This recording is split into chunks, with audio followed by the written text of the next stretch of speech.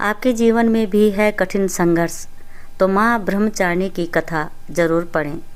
नवरात्रि के दूसरे दिन माँ दुर्गा के ब्रह्मचारिणी स्वरूप की पूजा का दिन होता है।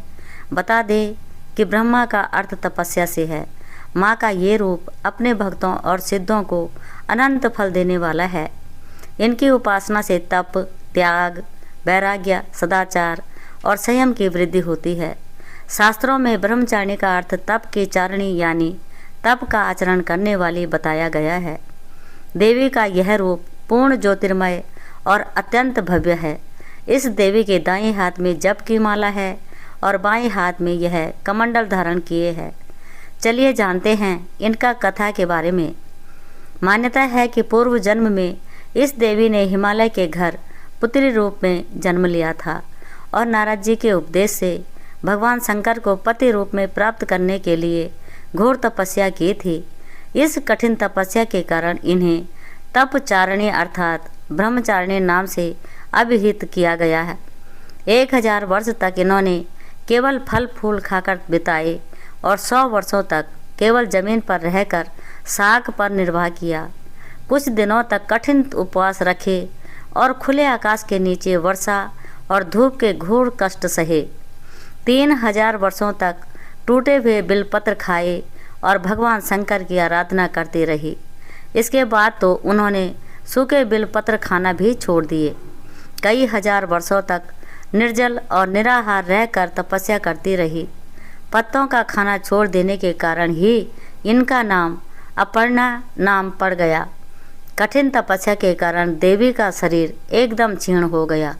देवता, ऋषि, सिद्धगण, मुनि सभी ने ब्रह्मचारिणी की तपस्या को अभूतपूर्व पुण्य कृत्य बताया, सराहना की और कहा, हे देवी, आज तक किसी ने इस तरह की कठोर तपस्या नहीं की। यह तुम्हारे से ही संभव थी। तुम्हारी मनोकामना परिपूर्ण होगी और भगवान चंद्रमौली शिव जी तुम्हें पति रूप में प्राप्त होंगे। अब तपस्या छोड़कर घर लौट जाओ। जल्द ही तुम्हारे पिता तुम्हें बुलाने आ रहे हैं। माँ ब्रह्मचारिणी देवी की कृपा से सर्व सिद्धि प्राप्त होती है। दुर्गा पूजा के दूसरे दिन देवी के इसी स्वरूप का उपासना की जाती है। इस देवी की कथा का सार यह है कि जीवन के कठिन संघर्षों में भी मन विचलित नहीं होना चाहिए। माँ ब्रह्मचारिणी देवी की कृपा से सर्व सिद्धि प्राप्त होती है। दुर्गा पूजा के दूसरे दिन देवी इसी स्वरूप की उपासना की जाती है।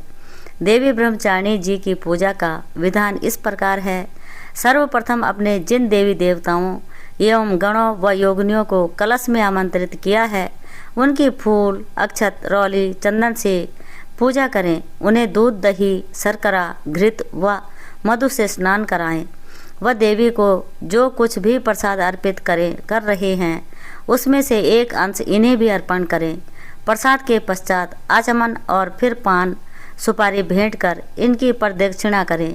कलश देवता की पूजा के पश्चात इसी प्रकार नवग्रह, 10 दिक्पाल, नगर देवता, ग्राम देवता की पूजा करें।